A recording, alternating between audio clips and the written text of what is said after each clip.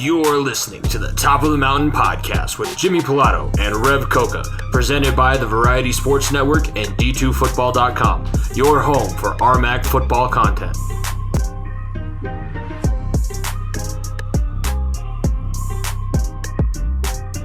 Now, to your hosts, Jimmy Pilato and Rev Coca.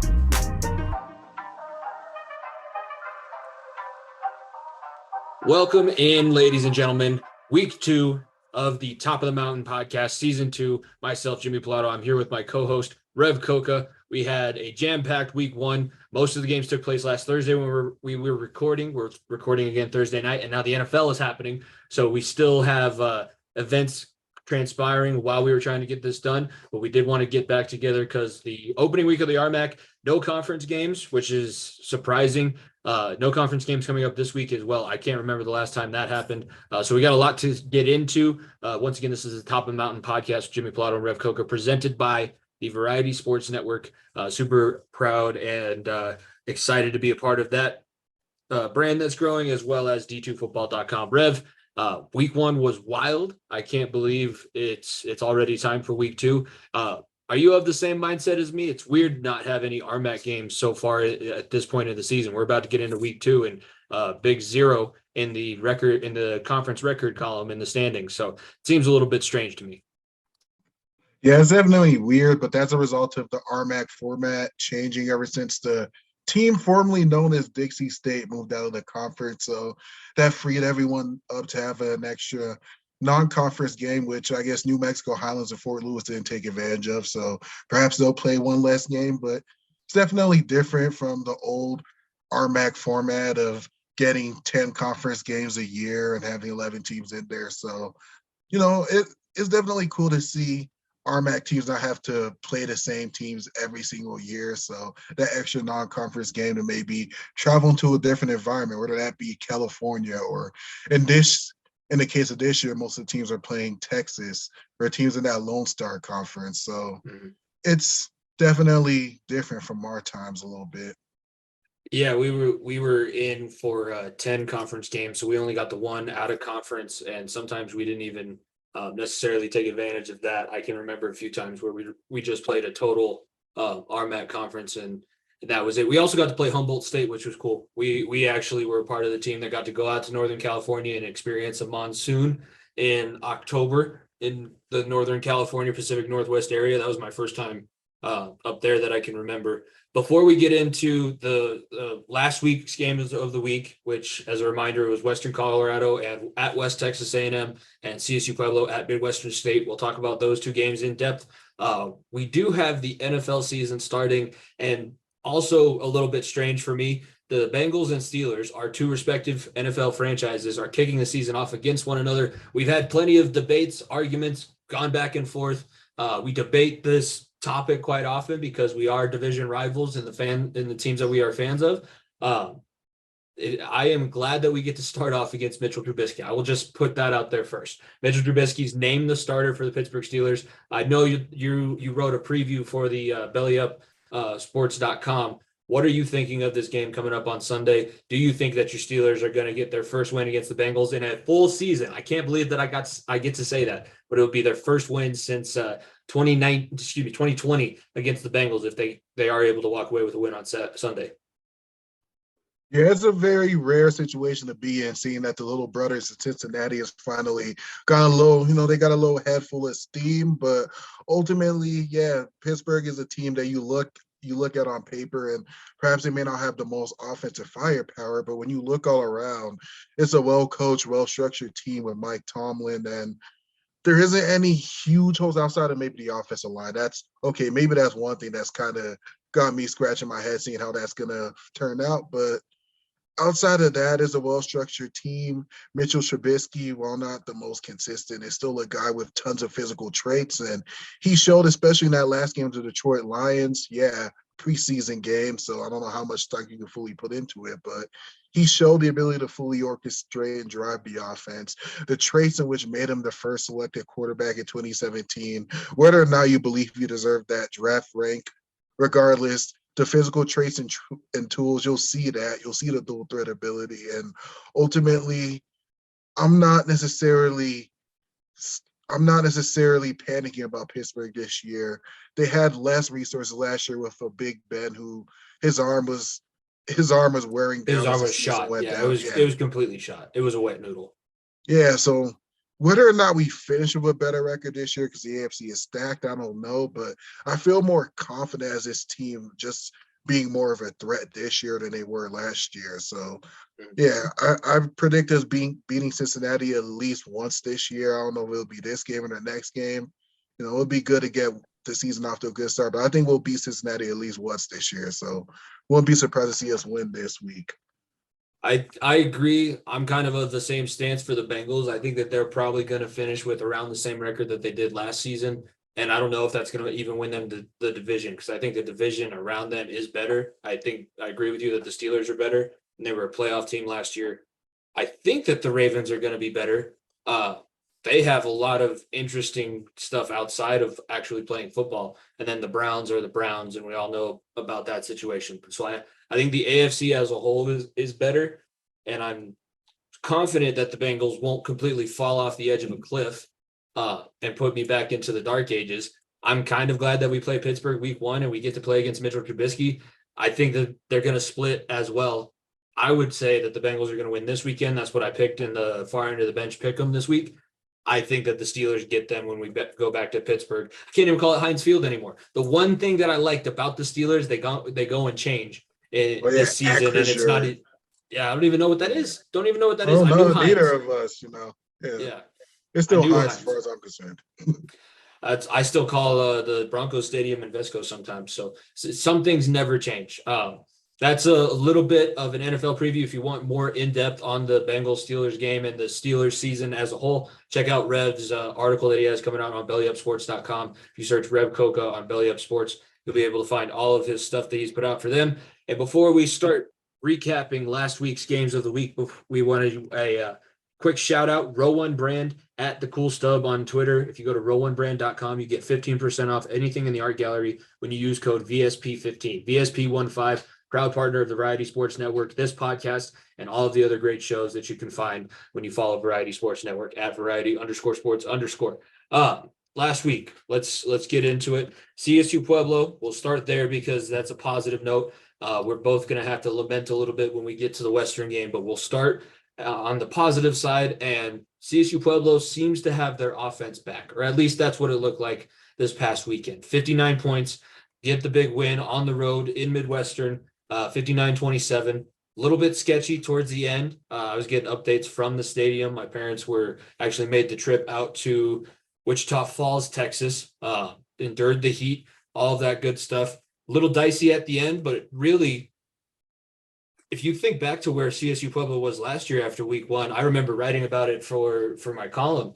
It was dire straits. I know that they were playing a totally different team, and you go from you were playing Grand Valley in this slot instead of Midwestern, but that was still very impressive. Man, there was talk about Stephen Kroll not being able to finish the entire game as quarterback. He ended up throwing for 396 yards, did throw an interception, but hey, you kind of got to take the good with the bad.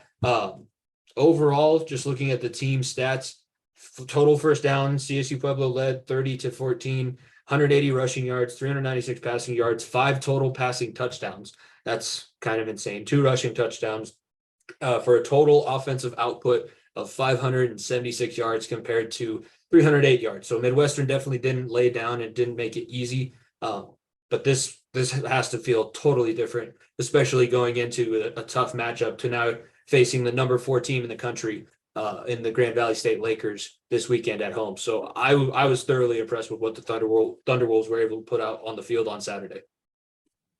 Yeah, what's more impressive about this game, and not necessarily the fact that Pueblo won, but the manner in which they won. We've always known them as being the defensive stalwarts, the team that's hard to score on, but something that's always been lacking is a true quarterback in which they get trusted. And yeah, it's only week 1, so we can see how things go and how Stephen Kroll goes for the rest of the year. But ultimately, if they can get consistent play out of Stephen Kroll, that just adds another wrinkle in which CSU Pueblo doesn't consistently have. And that just makes them more dangerous in postseason games or opportunities to make it into postseason. And whether that's, through this regular season going against the RMAC, or even this game against Grand Valley State, which is going to be a big test. Something that we're not really used to seeing out of Pueblo is that dynamic passing game. So Stephen Crow can pick it up. That makes CSU Pueblo a lot more interesting as a team, and that they're showing something that they don't necessarily show very frequently. I agree. If it's going to be consistent, the Thunderwolves and Thunderwolf Nation is going to be in for a very exciting season. I can't wait for when CSU Pueblo does play Colorado Mines. If this is going to be the case week in and week out, I am just slightly nervous because looking at the statistics, it's not like it was probably because they kept getting the ball back. So maybe that padded Midwestern stats a little bit, but there was a few times just looking at the longest average completion rate for Midwestern was going about 14 yards down the field, which is not great when you also give up over 300 yards passing. They were able to stop the run, which is what they always do. I was really expecting a defensive battle. I can't believe how wrong I was about this game looking back at it. Defensively, though, for CSU Pueblo, I'd like to see a little bit higher of an output. Looking at some of the individual performances, highest total tackles, Daniel Bone, Trey Botts, Max Gonzalez, Keith McCaney, Makai Scipio all had at least four total tackles, a couple TFLs, no real sacks or anything like that as I'm looking through here. And the one interception, two interceptions, Eli Pittman with one and Corey McClellan with the other. So it wasn't great, but it also wasn't terrible. There's definitely things that they can improve on. And you also have to be thankful that it is week one. So you were able to get away with some of those mistakes. I think they'll iron themselves out. You're going to have to play a damn near perfect game to beat Grand Valley State. I'm actually really, really excited. I'll be at their game this weekend. I'm excited to see Grand Valley State in person because I've had to talk about them now for 2 seasons and have never actually seen them play. Overall, final thoughts. What do you think of CSU Pueblo as a whole? Is there anything that does scare you? Like I said, the defense is what makes me a little bit hesitant to push them and move them up in the rankings. But they were, of the top 3 in the preseason list, they were the only team to get a victory in week 1. Yeah, and ultimately, this is a great confidence boost that Pueblo needed right before, like a win against Midwestern State, in which they were a solid team last year, in which a couple unfortunate matchups just left them out of the playoffs. But regardless, this matchup right here is a perfect confidence booster to set them up against, I believe, the number 4 team in the nation right here in Grand Valley State. So I think from there, they got a lot of momentum heading into this game, battle tested. And yeah, this win right here is going to put them in a perfect position to compete. They're going to be riding an all-time high. The momentum of the win from last week is going to carry into next week. They're going to be energetic and have a good preparation and prepared for a good game against Grand Valley. Yeah, overall, the focus level seems to be a little bit higher, and they're definitely going to need all of that. Let's move over to the other side of things. Ended up being one of the worst beatings that the RMAC took all weekend. And I know it sounds harsh when you say that. West Texas absolutely put on a clinic on Saturday, 44-6. Took all of what Western had, being ranked nationally now, having the playoff appearance. West Texas looked at this team. Obviously, we don't know exactly. We don't know how the locker room felt like we did when we were both playing in Gunnison. But from the way the box score looks and looking at some of the stats, it seems like the way that the scoring summary went, Western thought they were going to be able to be one way, and they were just never able to recover. Now, granted, the third quarter, you actually give yourself a chance, and both teams are held scoreless. Your offense was totally anemic. And we said last week your offense was going to have to be so much better than it was last season because you lost all of that talent on the other side of the ball, and you did not get anyone to step up on the offensive side. Connor Desch only threw his 10 of 21, 103 yards and an interception. Nethercott came in 7 of 11 for 67 yards and an interception. 17 of 33 total, only 170 yards as you can get in the passing game. And then your rushing game is held to 125 yards. Your leading rusher, Braden Hogan, not sure why Josh Cummings wasn't playing, 86 yards and no touchdowns whatsoever.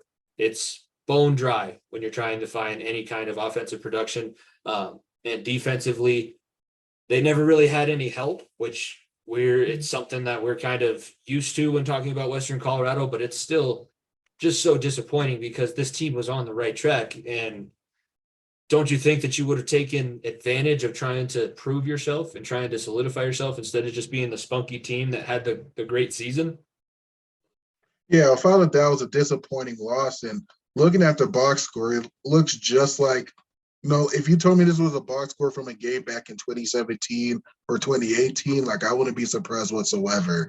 It just looked like one of those games where the offense just couldn't get any momentum going, couldn't find their one playmaker, couldn't find their one go-to guy to match with the firepower of what was going on the other side with West Texas A&M. And ultimately, regardless if you have a good defense, a bad defense, if your offense can't do anything to keep your defense off the field, then they're going to get worn down and they're going to get beat up. And it felt like one of those games that we had back in those seasons in 2017, just ultimately no offensive firepower and the defense got worn down. Yeah, and looking over at the West Texas offense, passing wise, you didn't really give up a ton, except these are the catastrophic errors that can't be made. You gave up a 50-yard touchdown and also 118 yards on 6 receptions to a kid named Noah Bogardus. Now, if I knew a little bit more about West Texas football, that might be a little bit more impressive. Then you give up a 58-yard passing touchdown to a kid named Kenneth Red. That was his only catch, but you give up 2 long touchdown passes. And I'll be honest, this seemed. You remember that game where we went to Alamosa and they had the one stud receiver and they just kept throwing go routes and go routes and go routes and nobody could just. There was no stopping it. It was like a faucet was turned on and you go to turn it off and it was leaking the entire time. You gave up 250 yards rushing total. I just really don't know how to put this one. There's no sugarcoating this one. It was bad. You're gonna have to make a really quick turnaround. You're still out in Texas. You're playing Texas Permian Basin. You're in the heart of oil and football country, in a new place that I know none of these kids have played in before, unless maybe there's a transfer or two in the locker room now. My confidence was at I'll say a 7. My confidence has dropped down to a 4, and it was very quick.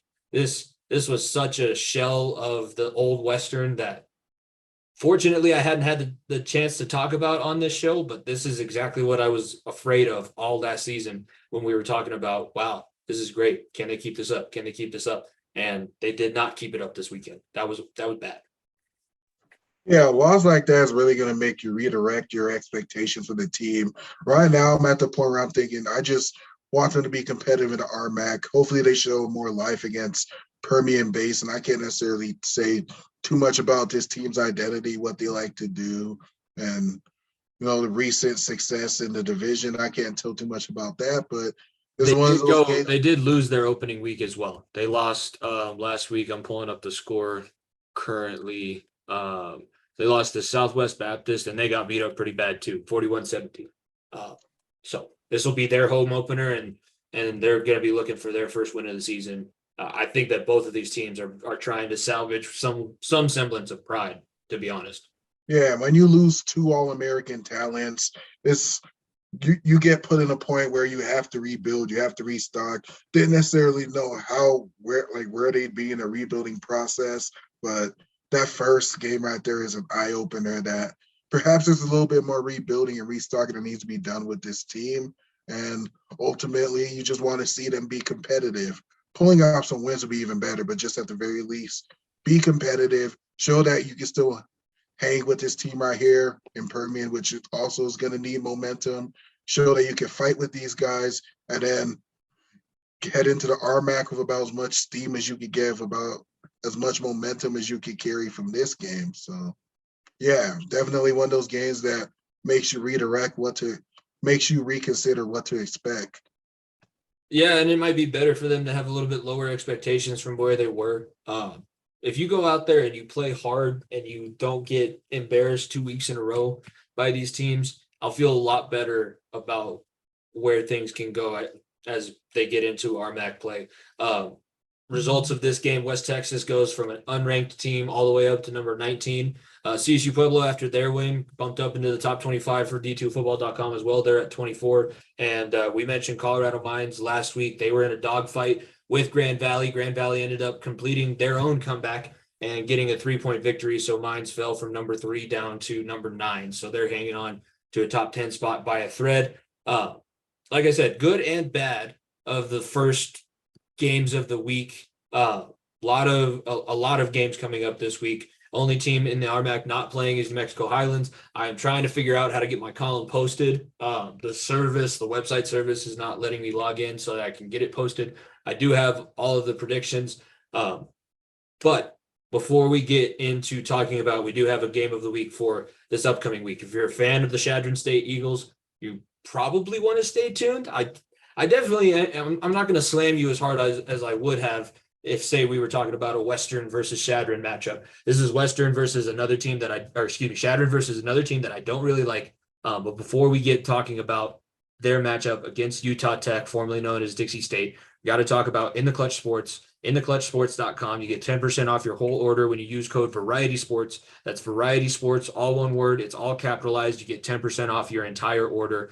Be sure to follow Variety Sports Network at Variety_Sports_. If you want to keep up with this show specifically, follow my other podcast, social media, The Far End of the Bench at FEOTB Pod. It's where I post all of the links to this. The Top of the Mountain, presented by D2Football.com and Variety Sports Network.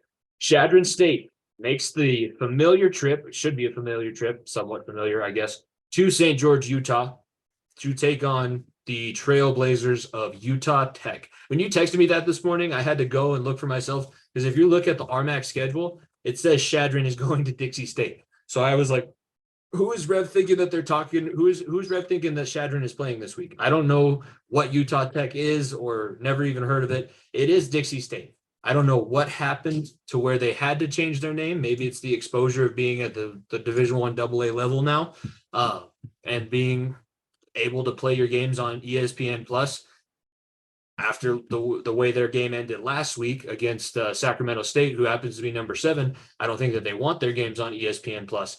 But this is a game that, if we were talking about this in 2016, 2017, 2018, this would be an RMAC matchup. This would be the opening of the RMAC schedule. Yet here we are. Chadron is taking on a Division I AA opponent, and probably as heavy underdogs, especially after the way their last game went.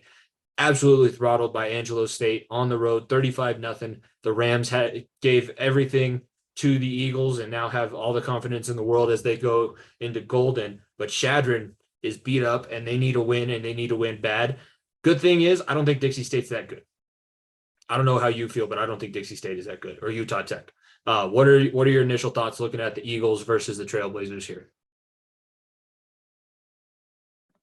So it's hard to necessarily compare exactly how one team did against a really good Division II versus what Dixie State did at Sac State, but ultimately, Dixie State in their game, they kind of got off to a rough start. From what the box score was saying, what the recaps were saying, they turned the ball over a lot early, and that kind of just put them in an early hole. They gave up 3 touchdowns, and from there, the game was over.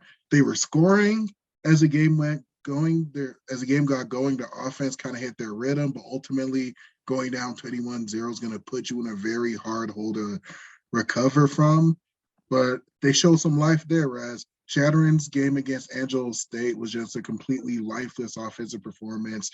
Their quarterback from last year, who made postseason All RMAC teams, is not there. They're trying to restock their offensive talent, and they didn't get anything going. They lost 35-0. They didn't put a single point on the board. So now that they match up against each other, this was always, when they were in the RMAC, kind of a matchup between average to kind of sort of above average teams, depending on the year, just kind of middle of the pack RMAC teams to kind of sort of borderline almost in the good tier of RMAC teams. So yeah, they're similar to what we were talking about with South Dakota Mines last week, to where they've never been in the top of the conference, but they've never necessarily been at the bottom either. Yeah. Well, Chadron did have their days with Woodhead and McLean, but that was a long time ago. Now they're just kind of just a middling, okay, but not amazing team. So I expect to see a very competitive matchup against teams that do have RMAC history. So I expect this Shattering and Dixie State, Utah Tech, whatever you want to call them. I expect it to be, knockdown, drag out, very closely contested matchup here. I said in the column when I am able to get it posted, I said this one was a pick 'em. When they used to play each other as RMAC opponents, it was a pick 'em most of the time. Normally go with whomever is at home. Dixie, I messaged you earlier today too. I never thought Dixie was moved up to Division One AA because of the talent that they had. I mean, they never won an RMAC championship. They never won a GNAC championship before they moved to the RMAC. They were just an average to below average Division Two program, and they got moved up because they have the enrollment, they have the money. So yeah, they have the ability to move up, but it wasn't based on talent or merit. And it's been proven because they haven't been successful since moving up to the Division One AA level. However, for some reason, they just win stupid games. I said it to you. Every time that we played Dixie at Western, we should have won that game. Never did they ever absolutely trounce us. Even the year after we lost Eckler, I know we lost when Eckler was there too, but they came up to Gunnison and we were god awful that season. That was the year we only won one game. And Dixie almost lost to us. And I was surprised as hell. I had no clue that was going to happen. It's just for whatever reason, they win stupid games. So I could see them winning this game. I'm glad that it's on ESPN Plus. I have a couple cousins that play for Shadron. So I'll probably check this one out if I'm not still at Pueblo or trying to drive home from Pueblo. But Shadron versus the Utah Tech should be a fairly competitive matchup, at least way more competitive than you Shadron fans had to sit through last week. I feel bad for you. 35-0 like that to where your offense doesn't even put up a whimper against the backups. That's tough, but that's especially tough because you had the chance to beat Angelo State at home last season. Well, I mentioned it last week. And you blew a 14-point lead in the third quarter. You had 14-point lead going into the third quarter. By midway through the third quarter, it was totally gone. Absolutely disappeared. Angelo State now has the number of Shadron, and we'll see if Shadron's able to get one back on a team that, in my opinion, should still be in the RMAC because that's the level of football, level of talent that they're able to bring in. That is this week's game of the week. We'll be back next Friday to recap that one with Rev and myself. Before we get too much further, wanted to remind everyone, be sure to subscribe to the YouTube channel. If you enjoy listening to the show, follow if you're listening to us on Spotify. If you're listening on the Variety Sports Network, be sure to leave a 5-star rating and a review telling them that you love listening to the Top of the Mountain podcast, the best source for RMAC football, both here on the Variety Sports Network and on D2Football.com. And you can follow Variety Sports Network at Variety_Sports_. We're going to look quickly at the rankings. Still no conference matchups, like we said at the beginning of the show, so it's a little bit strange. But we will go down. Right now, half the conference or a majority of the conference is 1-0. Part of the conference is 0-1, and then you have Fort Lewis and New Mexico Highlands, who are currently 0-0. Highlands is 0-1. They lost to Eastern New Mexico last week. Fort Lewis is 0-0. They'll open up their season this week.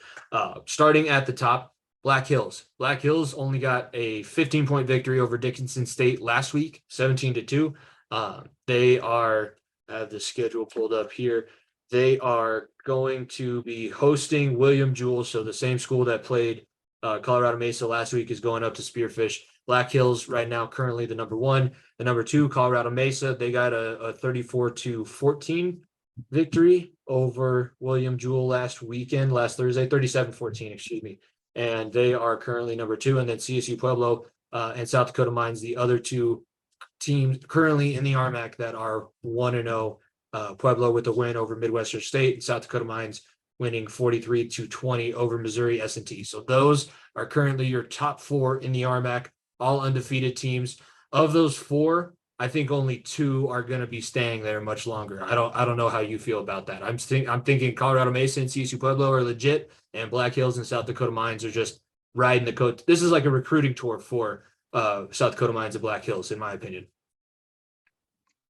Right. This is just kind of those matchups that they schedule at the beginning of the year to build a little bit of team morale, beat up on some teams that perhaps it's not a complete cupcake, but they're not matching themselves up against the best of the best. So they're just feeling as much as they can, get these wins in, perhaps get something on your record that looks good before you have this tough RMAC schedule. And yeah, I expect Mesa to be around. They usually have a good amount of talent. And even if they struggle, they'll be kind of around the middle of the pack of the RMAC. But regardless, this is a very talented team. I expect them to be around. And yeah, like you said, CSU Pueblo is also going to be there too. But I don't expect much out of South Dakota Mines. Colorado School of Mines going to bounce back. Mhm. They still have their talent. Took them a while to get going against Grand Valley State. The offense they were kind of sleepwalking through the first half and got going, made it a game. So yeah, expect Pueblo, Mesa, and Mines to still be there. Maybe South Dakota or Black Hills, maybe one of those schools surprises me. Likelier to be South Dakota Mines than Black Hills, but either way, I don't know if either of those teams are contenders. So right now, it's outside of Western, really disappointing. Last week, it's still kind of the Mines, Pueblo, and Mesa show. Yeah, I agree. And I do stand corrected. Mexico Highlands also has not played a game yet. They won't open up their season until next week. It was Adams who lost to Eastern New Mexico, who ends up being currently fifth. It's Adams, Shadron, and Mines in a tie for quote fifth, or if you want to continue on, that's your 5, 6, 7. All of those teams 0-1. I don't know why they listed Western underneath Fort Lewis and Highlands. It must just be because they got absolutely waxed. Maybe Coach Baines can use this. Maybe Coach Baines can use this podcast as some bulletin board material, and they get themselves back on track. Because with the way that we've talked about them so far, I can't imagine there's too many people in the Gunnison Valley appreciating what we have to say, or parents of those in the Gunnison Valley. Because I post this in the Western Colorado fan page on Facebook also. But that is the end of it. So it goes Adam, Shadron, Colorado Mines, then Fort Lewis, New Mexico Highlands, and Western Colorado to round things out. Not really a whole bunch to talk about. It's only 1 week for some teams. I'm interested to see Fort Lewis is playing Arizona Christian this weekend. And there was like 1 or 2 weeks last year where I go, this is Fort Lewis's best shot to get a win. And I would say when they're playing an NAIA school, even with the amount of points that they've given up, oh, I looked this up too. Rev, how many days do you think it's been since Fort Lewis has last won a football game? So I don't know how many days in total, but I know it's going back to 2019, probably before the game that we played against them in October. I would assume it'll be somewhere. I think we played them in late October, so I would guess maybe like they haven't won a game since like middle October 2019. Yeah, they're in a bit of a drought. Yes, they went 0-11 last season. They lost their only contest in 2020. So their last win was October 5th of 2019. It has been Oh, I remember 1,069 those days. days since anybody has celebrated a victory in Durango, Colorado. 1,069 days. Oh my goodness. I don't it's a totally new staff. It's a totally new, basically, football player base. Almost everybody got turned over after the debacle that was the last year and some change. Uh, they could not have gotten any lower than that 76-0 shutout against Colorado Mines. I talked to Gabe Courts when he was here. He was here at my house for a birthday party, I think, and we talked to him about that game. He just goes, "Yeah, we were done by the second series of the first quarter because we had already scored on offense, got an interception, and ran it back, and got the ball back on offense." So he played 2 series of defense and was done because they were already up 28-0. Fort Lewis needs something to celebrate. I'm actually hoping that they do get a victory this weekend. But again, you never know. With that team, they might just go 0 and they might be 0-22 by the time this 2-year span is over. And I don't even know if there's anything that they could really do about it. Yeah, it's a lot harder to start a rebuilding process right at the beginning. That's the hardest part. If you have a good foundation, it's a lot easier to keep the system to keep the train on the tracks. But at that beginning phase, because right now this is a start from scratch period for Fort Lewis. Like you said, they show no signs of life. They couldn't stop anything to save their lives. So at this point, it's just, you know, tear everything down, blow everything up, start at the beginning. So it's a new era here in Fort Lewis, a new coach. Hard to say exactly how things go because of the amount of turnaround that's going to be here for this team. But in a matchup where it's RMAC versus non-RMAC, I'm going to root RMAC, and I'm going to hope Fort Lewis can pull it off and start the new chapter off, on the right foot. I just feel bad for people not being able to celebrate a victory in over 1,000 days. Everybody should be able to celebrate a victory every now and then. It shouldn't take 2.5 years, but that's where we're at with the Fort Lewis Skyhawks. That is going to do it for this week's edition of the Top of the Mountain podcast, your best source for RMAC football news. Rev, real quickly before we get out of here, remind people where they can find your articles that you write, and remind people where they can follow you on your social medias. So you can follow me on Twitter at RevCoca, RevKoka. Same thing, name Rev Coca. If you go to bellyupsports.com, you can find my articles there. And to correct you from earlier, I haven't yet wrote the article. I just have it prepared. So tomorrow, I'm gonna somewhere around 12 o'clock or so, gonna have that article out there, just kind of previewing the focal points I'm looking for, just when it comes to what I'm looking forward to in this Steelers-Bengals game. Just how's the offensive line going to look? That's the biggest question mark. Our pass rush and how they're going to need to get after it in order to prevent this dynamic passing game of Cincinnati to really get going, and just kind of things I'm looking forward to in this game right here. Yeah, that'll be awesome to read when it does come out. Be sure to check out Rev's articles. He writes a ton for Belly Up Sports. Be sure to, if you want more than just the Division II football perspective, you can listen to my other podcast. Rev's a frequent guest, especially when there's an MMA event coming up. It is the Far End of the Bench podcast with my co-host Nico Bryan. On that show, you can listen every single Wednesday, both on the Variety Sports Network as well as on our own feed, our YouTube channel, which is where you can watch the video of the Top of the Mountain podcast after it's released. Be sure to follow us on Spotify. Currently, we're still waiting to get approved on some of the other places. I lost the password, so we had to restart the feed. So we're technically still affiliated with the season one, but now we are on a totally new page. So you're going to have to follow a new Spotify page. So be sure to do that. Follow the Variety Sports Network at Variety_Sports_. Follow the Far End of the Bench at FEOTB Pod. Listen to us every Wednesday. Listen to Rev and I every Friday. And until we have to come back here and recap this week's game of the week, Chadron State going to Utah Tech out in St. George, Utah. This has been Top of the Mountain Week 2 for myself, Jimmy Pilato, and Rev Coca. We will see you next week.